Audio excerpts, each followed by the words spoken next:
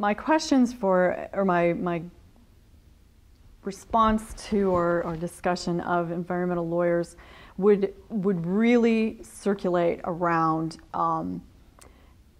recognizing the utility of paralegals, because I know that they pretty much can't spare the expense in most cases, but pardon my saying, comparatively speaking, paralegals are cheap.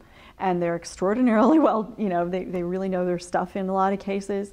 And just having someone that we could use as a go-to person, that we could call and not be irritating the big man at every point along the way, would have been extraordinarily helpful, because, again, I return to the idea of a database, because if we could have spoken to someone who knew what was going on, who had seen this before, who knew what the Commonwealth law was, so that when we called and said, what is this, what is the relationship of what they have here to, for example, spot zoning, which came up several times but was never pursued, and perhaps should not have been.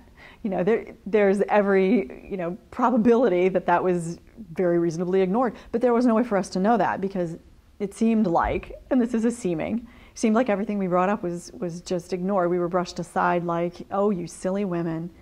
And ooh, boy, oh boy, after the research we had done, after the work we did day after day after day, to be brushed aside was extraordinarily offensive. So I would really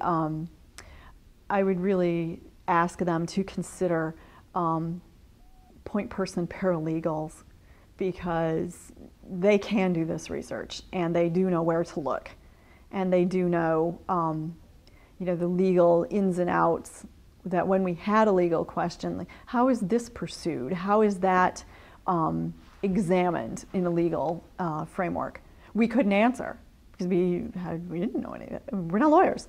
The majority of us were not lawyers, and our lawyer, our local lawyer, was not interested in coming on board until extremely late in the game.